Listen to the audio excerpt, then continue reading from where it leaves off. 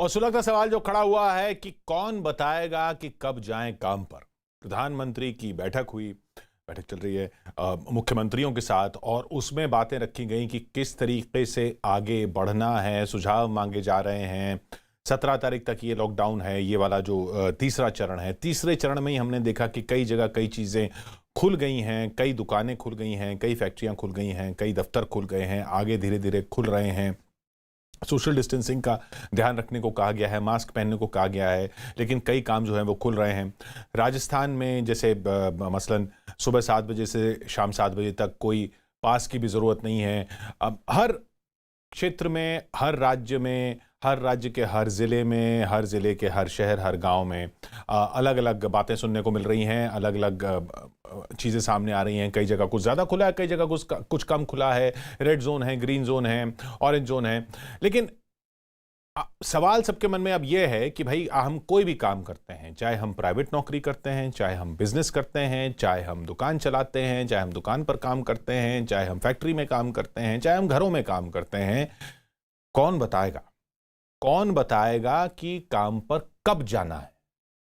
जयपुर से भवानी सिंह हमारे साथ जुड़ रहे हैं, लखनऊ से अजीत सिंह हमारे साथ हैं, बीजेपी से गौरव भाटिया साहब हमारे साथ हैं, कांग्रेस से चरण सिंह सापरा जी हमारे साथ हैं, और हमारे साथ जेडीयू से राजीव रंजन जुड़ रहे हैं। राघव चड्ढा आम आदमी पार्टी से हैं।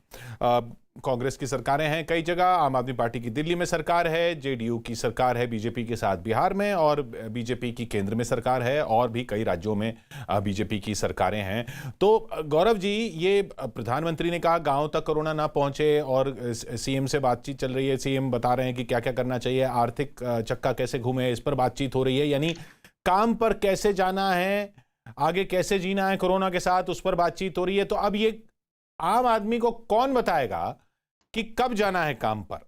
क्या केंद्र सरकार का ही इंतजार करना है? देखिए किशोर जी, मैं कहूंगा कि ये बहुत ही अच्छी बात है कि हमारे यहाँ संघीय ढांचे में प्रधानमंत्री नरेंद्र मोदी जी सभी मुख्यमंत्रियों से बातचीत कर रहे हैं, और आज 5वीं बैठक थी जी जी। और सुझाव लिए जा रहे हैं मुख्यमंत्रियों से। ठीक। एक बड़ा जो है स्केच बनाया जाता है, क्या आगे नीति रहेगी ये केंद्र तय करता है, हम्म। और ये तभी तय होती है जब प्रदेश के मुख्यमंत्रियों से बात होती है, क्योंकि हर क्षेत्र की अपनी अपनी जरूरतें होती हैं, और जी इसीलिए शायद आज हम लोग बाकी जो देश हैं उससे बेहतर कर रहे हैं।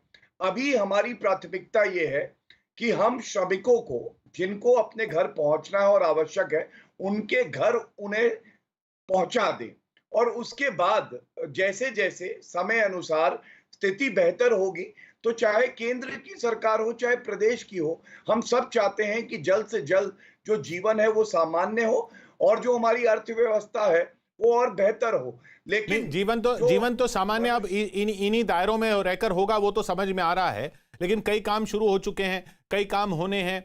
तो अब ये बताएगा कौन? क्या मेरा सवाल सीधा है कि भाई ये केंद्र सरकार की तरफ से घोषणा होगी, उसका इंतजार किया जाए, या राज्य सरकारों की तरफ से बताया जाएगा? क्योंकि अब तो राज्य सरकारों में भी कई जिलों में डीएम बता रहे हैं, कई राज्य सरकार बता रही है, और यहां तक शहरों में कहीं आरडब्ल्यूए को बोल दिया गया कि आप बता दीजिए कौन काम पे जाएगा। तो ये कौन बताएगा?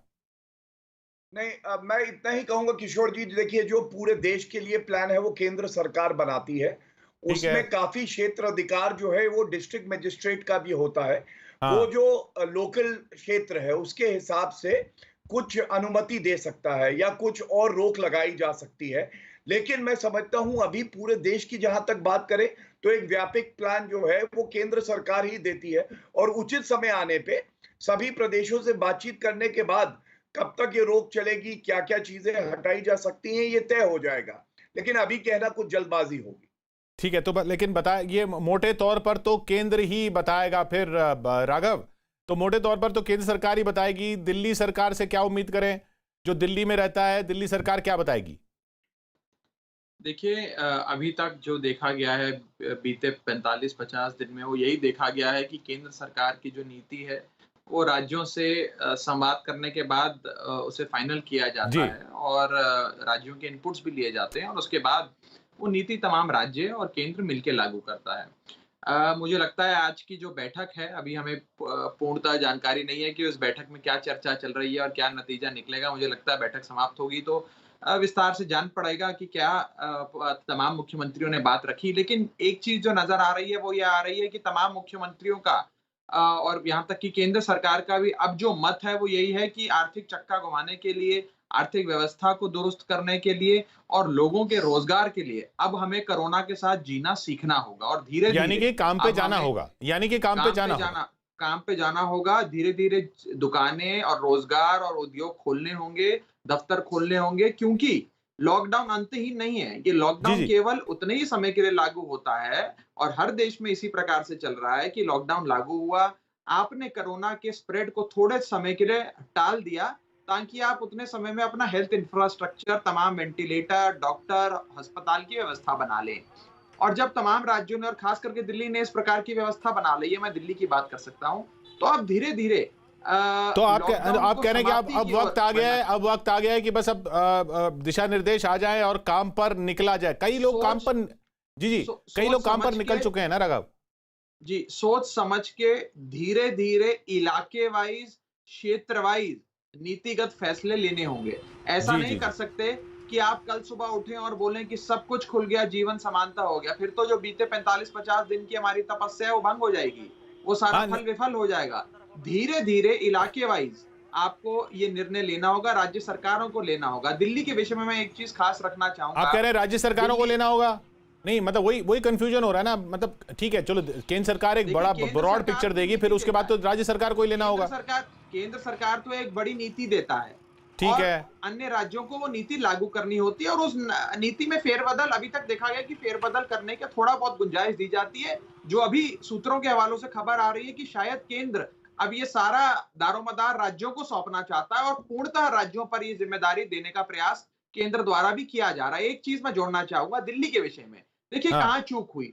केंद्र ने एक नीतिगत फैसला लिया कि पूरे देश को हम जिलों में बांट देते हैं। कौन सा लाल रंग का जिला, कौन सा हरे रंग का ग्रीन है जिला कोई हमने और है। हाँ, जिलों में ठीक है। बांट दिया।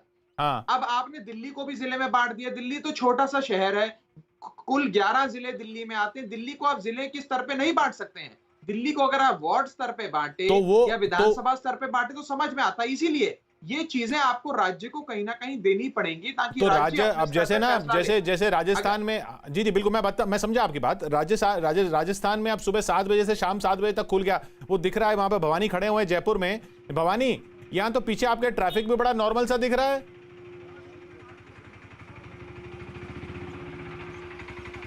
देखिए किशोर, हम जिस जगह पर खड़े हैं वो पॉश लोकेशन है जयपुर की और यहाँ पर अभी पुलिस आई है। यहाँ पर काफ़ी भीड़ थी लेकिन पुलिस ने यहाँ पर, क्योंकि अब 7 बजे का टाइम है, पुलिस ने मूवमेंट शुरू कर दिया जिससे कि अभी जल्दी दुकानें बंद कराई जा सके।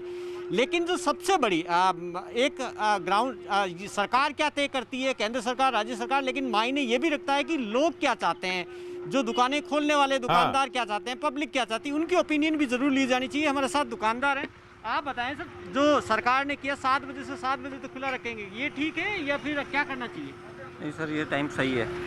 एक्चुअल में क्या है, शाम जैसे जैसे बढ़ती जाती है भीड़ इकट्ठी होती जाती है। अभी आप देखो चारों तरफ भीड़ ही भीड़ हो रही है। अभी इसी पहले आप 1-1.5 घंटे पहले देखते, 2 घंटे पहले देखते तो कोई भीड़ नहीं थी, लेकिन जैसे जैसे सूरज ढलता जाता है वैसे वैसे भीड़ बढ़ती जाती है। और 7 से 7 रात को खुला रहेगा तो क्या दिक्कत है? फिर तो अब तो 2 घंटे तो बचे हैं, फिर अगर 10 बजे तक सर और भीड़ बढ़ जाएगी और लोग पास आएंगे। सर आप ये भी तो देखो, लोग पास आ रहे हैं बिल्कुल। अच्छा, लोग हाँ, तो पास आ रहे हैं। नहीं तो जो भवानी एक बात मतलब मैं कहना ये है चाहूंगा कि लोकल लेवल ये तो पे मैं मार्केट की बात हर बता रहा हूं।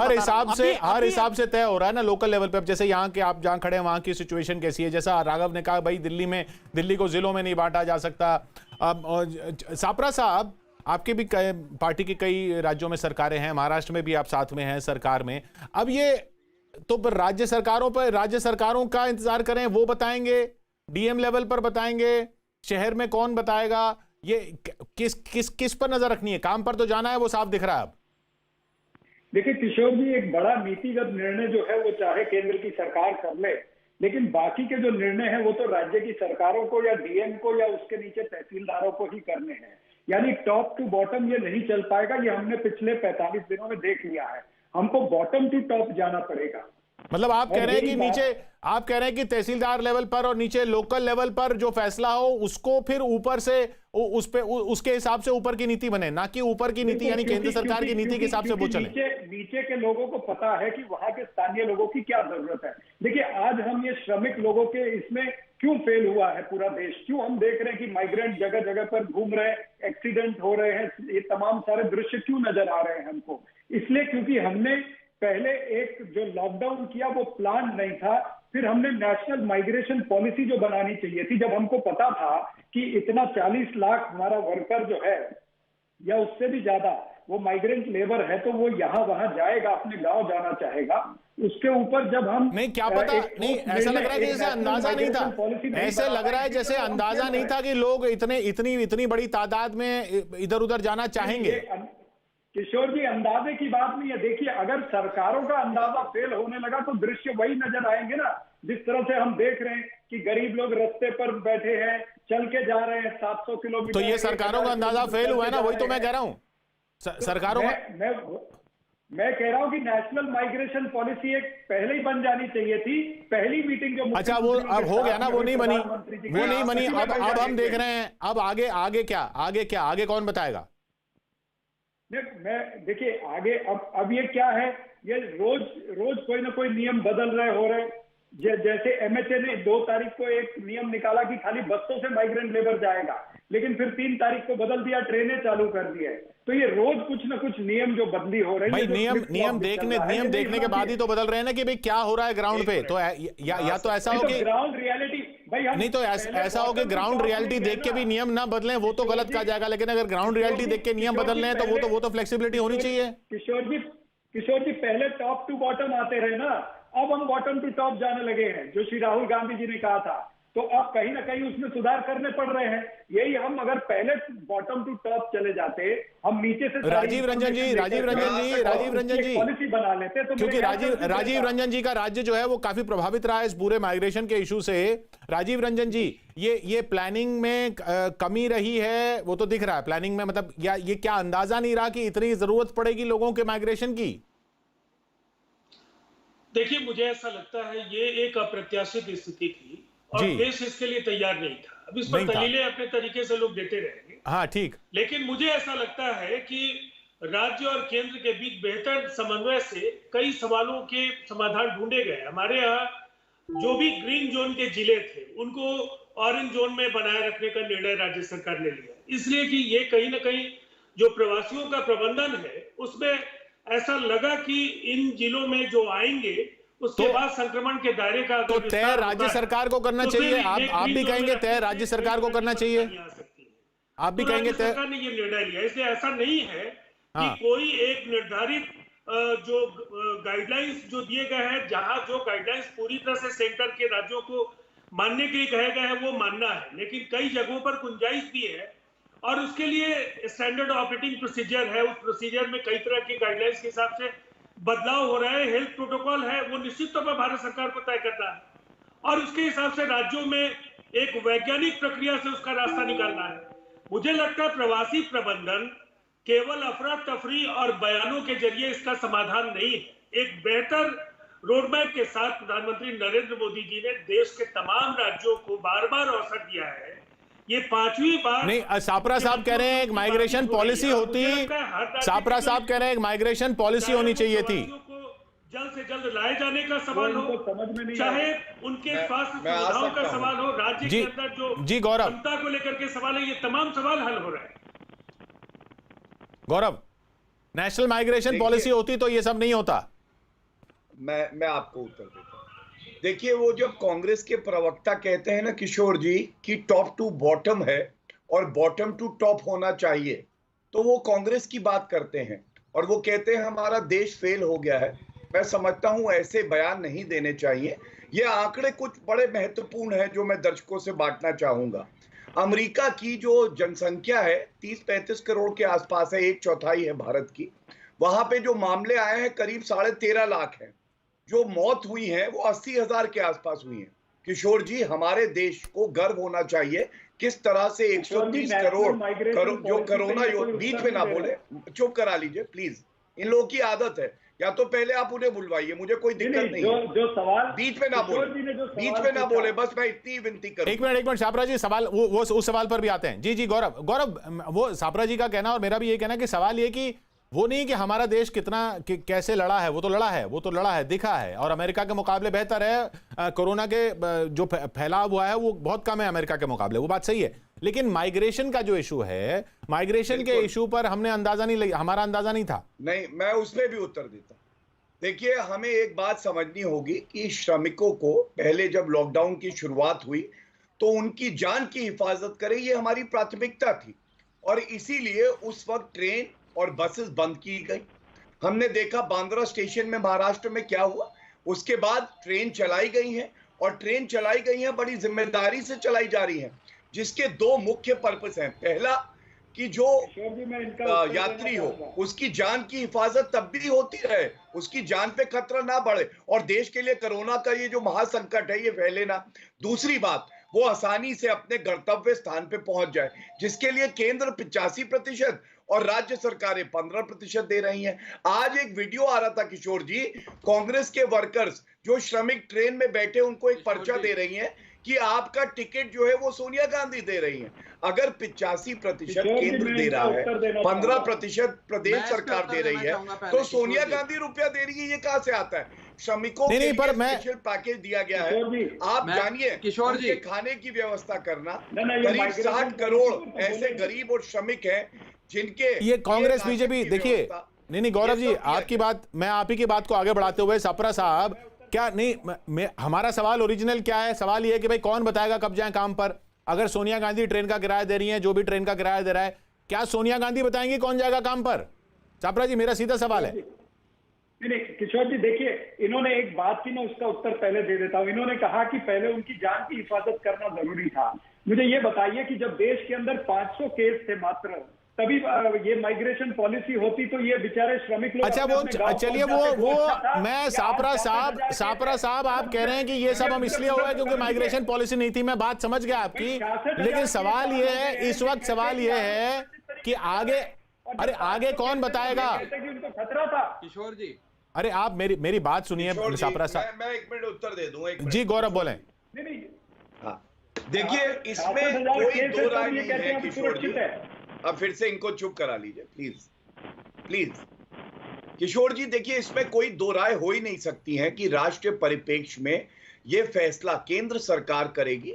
लेकिन नरेंद्र मोदी जी ने सभी मुख्यमंत्रियों से बार बार संवाद किया है, बातचीत करी है, और कुछ जिम्मेदारियां प्रदेश की सरकारों को, डीएम को दी जाती हैं। लेकिन पूरे देश के लिए क्या परिप्रेक्ष्य होगा, क्या फैसला होगा, ये तो केंद्र सरकार करेगी। सरकार थोड़ी चला सकती है, केंद्र के रेल मंत्रालय ने चलानी है भाई।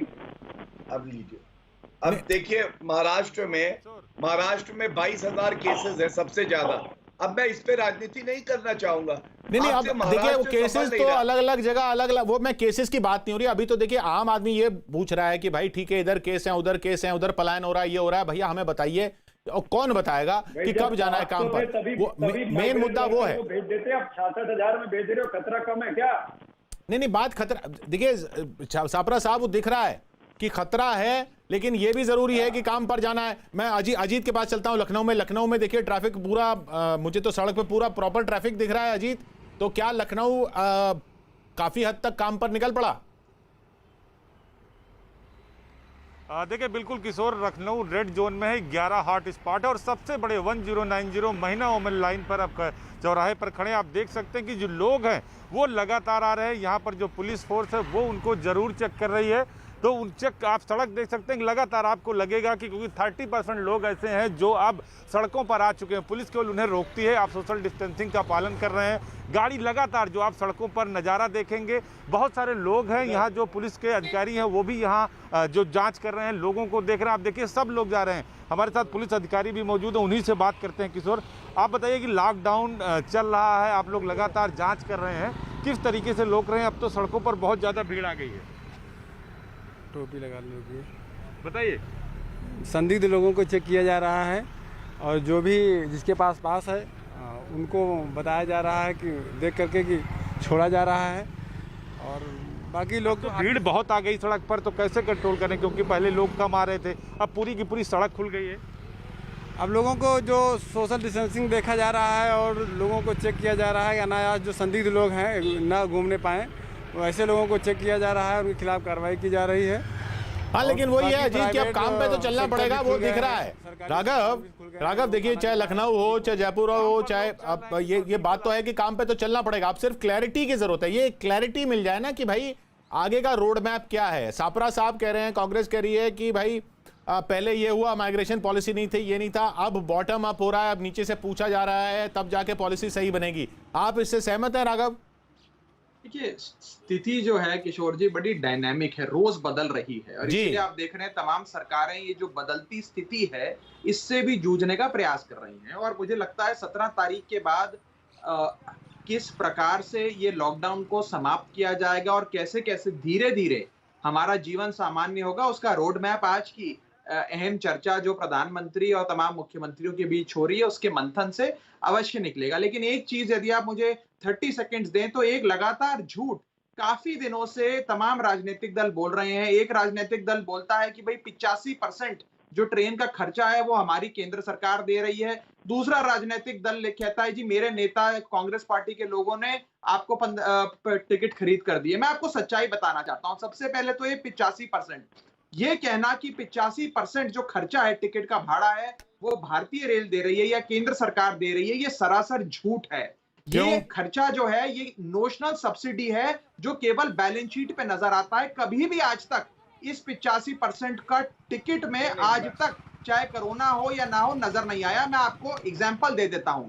ऊपर से केंद्र सरकार ने 50 रुपए का कोरोना सरचार्ज भी इन श्रमिकों की ट्रेन की टिकट पर लगा दिया है। मुंबई से गोरखपुर आप कोरोना से पहले वाले दौर में 690 रुपए में जाते थे, आज वो टिकट आपको 740 रुपए की मिल रही है। केरल से झारखंड आप 800 रुपए में जाया करते थे, आज 850 की टिकट मिल रही है। नासिक से भोपाल आप 300 रुपए में जाया करते थे, आज वो टिकट 350 की मिल रही है। मैं चाहूंगा आपका चैनल भी इस पे खुलासा करे। 50 रुपए का कोरोना सेस केंद्र सरकार गौरव से जवाब ले लेते हैं, गौरव से जवाब ले लेते हैं। राघव गौरव से जवाब ले लेते हैं। जी गौरव, सुन लीजिए, बस आप उनसे जवाब ले लीजिए। लेकिन ये 85% जो है ये डेप्रिसिएशन और अपॉर्चुनिटी कॉस्ट है जो केवल बैलेंस शीट पे नजर आता है, आज तक कभी किसी भी ट्रैवलर से वसूला नहीं गया।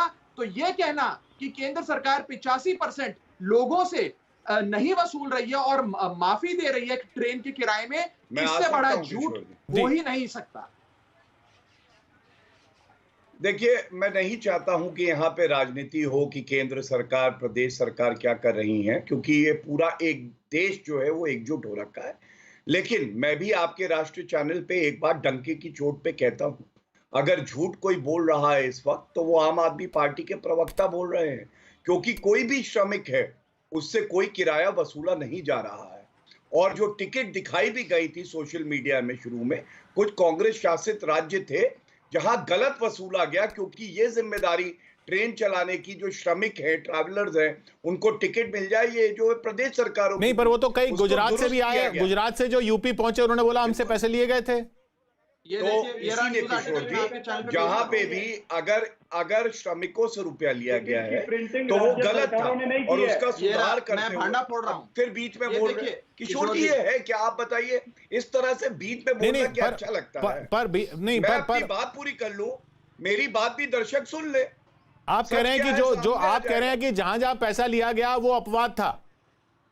बिल्कुल कह रहा हूं मैं, और बड़ी जिम्मेदारी से कह रहा हूं। मैंने इसीलिए जिक्र किया, किसी भी श्रमिक को कोई रुपया नहीं देना है। अगर टिकट इशू किए जा रहे हैं तो वो इसलिए है कि पता रहे कि कितने टिकट इशू हुए हैं, उसके किराए का जो खर्चा है वो उठाएगी 85% केंद्र सरकार, 15% प्रदेश की सरकार। और सोनिया गांधी हजारों करोड़ रुपया कैसे देंगी ये किसी को समझ में नहीं आ रहा। ये फिर से 1-2 का 4, 4-2 का 1 है। किशोर जी, मैं आपके कह दूं, मैं अभी भूला नहीं हूं, मैं राजनीति नहीं, पर आप क्या नहीं, पर गौरव ये तो दिखा ना, टीवी में भी दिखा, लोगों से बात की तब भी दिखा कि लोग कह रहे थे भाई टिकट के पैसे तो लिए हैं। और कई लोगों ने ये भी कहा कि टिकट के पैसे नहीं लिए हैं। मैं ये नहीं कह रहा कि सबने बोला, लेकिन ऐसा हुआ है। किशोर जी, आपकी बात बिल्कुल दुरुस्त है। एक रूल था, एक प्रिंसिपल था, केंद्र की सरकार ने साझा किया, श्रमिकों से 1 रुपया भी नहीं लेना था। अगर किसी ने लिया तो वो एक अपवाद है और उसको सही किया गया, जिसकी जिम्मेदारी केंद्र सरकार की अकेले नहीं है, प्रदेश की सरकारों की भी है। और हमने देखा दिल्ली सरकार ने श्रमिकों के साथ क्या किया। मैं आपसे बात कर जो दिल्ली उत्तर प्रदेश का बॉर्डर था, उस पर 2-2.5 लाख श्रमिक पहुंच गए थे। किशोर जी मुझे मौका दें। मैं आ रहा हूँ, राघव आपके पास आ रहा हूँ। राघव अभी हम भूले नहीं है अभी। जी राघव आपके पास भी आ रहा हूँ। सापरा साहब जी, मैं बिल्कुल आपके पास आऊंगा। राघव सापरा साहब, ये मुझे बताइए कि गौरव तो साफ कह रहे हैं कि 1-2 जगह लिया गया, वो अपवाद है। आपने किसके पैसे दे दिए? किशोर जी देखिए, मैं कहना चाहता हूं कि भारतीय जनता पार्टी अगर कहती है, जो झूठ कह रही है, 85% जो ये कह रहे हैं कि हम सब्सिडी दे रहे हैं, तो आप 100% सब्सिडी दे देते। क्या नरेंद्र मोदी जी की 56 इंच का सीना नहीं है? क्या वो अपने श्रमिकों के लिए 100% सब्सिडी नहीं दे सकते थे? क्यों आपने वो नोटिस निकाला? आपने वो नोटिस निकाला? नहीं, मुझे आप बताइए, आप कह रहे हैं आपने टिकट के पैसे दिए, वो कह रहे हैं 85% वो दे रहे हैं। राघव कह रहे हैं कि भाई 85% तो सिर्फ बुक्स में है। अब आप बीच में क्यों बोल रहे हैं? मैं इसलिए बोल रहा हूं क्योंकि आप बदतमीजी से बात कर रहे हैं। किशोर जी, की बात करी आपने। अभी आप राहुल गांधी का चेंज का निकले। अरे आप ये झूठ बोल कर नहीं जाइए। यहाँ पे आम आदमी यहाँ फंसा हुआ है, वो कह रहा है कि भैया टिकट का पैसा कोई भी दो, मुझे तो घर पहुंचाओ और बताओ काम पर कब जाना है। ये नहीं, ये देखिए ना, देखिए सापरा साहब गौरव प्लीज। राजीव रंजन जी, आपके पास जो लोग पहुंच रहे हैं, क्या वो टिकट का पैसा दिया है? उन्होंने नहीं दिया है। देखिए, बिहार ने तो पहले ही कह दिया है कि 85% केंद्र सरकार दे रही है और जो 15% का किराया वो देंगे उसको रिम्बर्स करेगी राज्य सरकार, उन्हें क्वारंटाइन पूरा करने के बाद। देखिए, अब उस पर आपके पास समय कम है, मैं 2 बात जरूर महत्वपूर्ण बात करूंगा। बोलिए। पहली बात तो आप पार्टी को देख लीजिए, लॉकडाउन की किस तरह से धज्जियां उड़ी, शराब के दुकानों के बाहर किस तरह से कतारें दिखी, ये मौत बांटने वाली कतारें थी। और फिर गरीबों के पॉकेट से पैसे निकाल करके उन्हें कुछ ट्रेन का किराया दे करके प्रायश्चित भी हुआ और कई 100 करोड़ रुपए का इन्हें प्रचार भी मिला। ये जो तथाकथित पुण्य है इसका इन्होंने खबर। वो पार्टी है। दूसरी बात, कांग्रेस ने सोनिया गांधी ने कहा कि वो पैसे देंगी प्रवासियों के लिए, और ये सूरत में झंडा लेकर के इनके कार्यकर्ता पहुंच गए ट्रेन की वहां जी वही कराने के लिए। और वहां अच्छा साहब, और लॉकडाउन की धज्जियां कहती है कि श्रमिक बिहार, ये देश एक साथ मिलकर कैसे फैसले लेगा? ये देश एक साथ मिलकर कैसे फैसले लेगा? लोकल स्तर के फैसले कैसे केंद्र सरकार तक जाएंगे अगर हम इसी लेवल पे लड़ते रहेंगे? तो आम आदमी यही तो पूछ रहा है कि भाई साहब कोई बता दो काम पे कब जाना है। आप लोग अपनी लड़ाइयों में लगे हुए हैं। मैंने किसी में हस्तक्षेप नहीं किया। नहीं, मैं आपकी बात नहीं कर रहा, मैं किसी की भी इन पर्सन की बात नहीं कर रहा हूं, लेकिन ये जो लड़ाइयां इस तरीके से चलती रहेंगी तो आम आदमी तो ये पूछ रहा है ना, भाई कौन बताएगा हमें? बात कर रहे हैं, ये 56 इंच के सीने की बात कर रहे हैं। ये अरे 56 इंच का सीना, 56 इंच का सीना हो, सोनिया गांधी की टिकट हो, आम आदमी पार्टी का बहुत अच्छा राज हो, सब कुछ हो, हमें सिर्फ इतना पता करना है कि भाई साहब कौन बताएगा कि कैसे काम पर जाना है, कब जाना है। आपको शराब की कतारों में जो लोग दिख रहे थे, उसमें अमीर लोग दिख रहे थे, जरूरतमंद लोग दिख रहे थे, कौन से लोग दिख रहे थे? अरे सिर्फ शराब की कतारों की बात नहीं है साहब। राघव, और फिर से ये पाप का जो प्रायश्चित इन्होंने किया, ये कमाल का शर्मनाक दृश्य था। आपने पाप का प्रायश्चित किया है, राघव ये कह रहे हैं राजीव रंजन जी। मैं जवाब दे देता हूँ। देखिए, ये मैं पहले तो झूठ का पर्दाफाश करूं आपके चैनल पर। मैं ये न्यूज आर्टिकल एक हिंदी के बहुत जाने माने अखबार का रख रहा हूं, जिसमें साफ तौर पर लिखा है कि गुजरात से बिहार जाने वाली ट्रेन में जितने श्रमिक थे सबने अपनी टिकट का पैसा दिया, उनसे पैसा वसूला गया। ना केंद्र ने पैसा दिया, ना बिहार सरकार ने, ना गुजरात सरकार ने। होता क्या है कि और आपके चैनल पर लगातार दिखाया गया। नहीं, वो तो हमने खुद देखी रिपोर्ट्स। बिल्कुल। अब मैं जरा 2-3 चीजें रख दूं, आप इनका फेडर डाउन कर दीजिए क्योंकि ये नॉनस्टॉप चिल्लाएंगे। इनका झूठ पकड़ा गया, अब आप इनका फेडर डाउन कर दीजिए। मैं अपनी बात नहीं साहब, मैं राघव, मेरे सिर्फ इतनी बात है कि ये झूठ पकड़ा गया, झूठ नहीं पकड़ा गया, किसने क्या किया, इसमें आम आदमी को ये पता नहीं चल रहा है कि भाई कौन बताएगा काम पे कब जाना है। हमारा तो बेसिक सवाल था। मैं बता, देखिए मिलजुल कर काम हो रहा है और होना भी चाहिए, लेकिन मिलजुल कर काम सच्चाई की नींव पर होता है। अगर झूठ की नींव पर आप कोई इमारत खड़ी करेंगे तो इमारत ज्यादा समय नहीं टिक पाएगी। अगर आप कहें कि आप 85% श्रमिकों की टिकट का खर्चा केंद्र सरकार दे रही है, जो सरासर झूठ है। आप कह रहे हैं, अच्छा, अगर मोटे तौर पर मैं ये समझा कि अगर सब मिलके काम करें तो फिर क्रेडिट लेने के लिए दौड़ न लगाएं। क्रेडिट लेने के लिए, राजनीति में क्रेडिट लेने की जब दौड़ लगती है तो फिर सब कुछ, सारा जो कंसेंसस है, सब खत्म हो जाता है। सवाल पूछ रहा हूं, मैं आपसे सवाल पूछ रहा हूं किशोर जी, अगर 85% केंद्र दे रहा होता तो मुंबई से गोरखपुर जाने वाली ट्रेन का किराया 690 रुपए होता, मात्र 90 रुपए होता। केरल से मेरा देखिए, जाने वाली टिकट का किराया जब राजनेताओं से सवाल पूछो और वो हमसे ही सवाल पूछने लग जाएं तो मतलब कि वो जो हमने सवाल पूछा उसका जवाब नहीं देना है। सवाल आम आदमी का ये है कि भाई साहब आप लड़ रहे हैं, ठीक है, इतनी मोटी बात समझ में आई कि इसमें कंसेंसस तब बनता है, मिलजुल के काम तब होता है जब कोई एक क्रेडिट लेने ना दौड़े। अगर एक पार्टी बोले नहीं टिकट मैं ले रही हूं, दूसरे बोले नहीं 85% मैं दे रहा हूं, तीसरा बोले कि नहीं ये दोनों झूठ बोल रहे हैं, इसका मतलब वो असल मुद्दे का जवाब नहीं देना चाह रहे। जवाब चाहिए इस बात का, भाई कौन बताएगा कब जाना है काम पे। मोदी जी का वेट करें, उसके बाद तो फिर डीएम भी बताता है, उसके बाद तो कई जगह आरडब्ल्यूओ को बोल दिया गया कि आप बताइए डॉक्टरों को आना है नहीं जाना है, कई जगह तहसीलदारों को बोल दिया गया। अरे भाई काम पे कब जाना है, कौन बताएगा, ये सवाल है, इसका जवाब कब मिलेगा? सुलगता सवाल।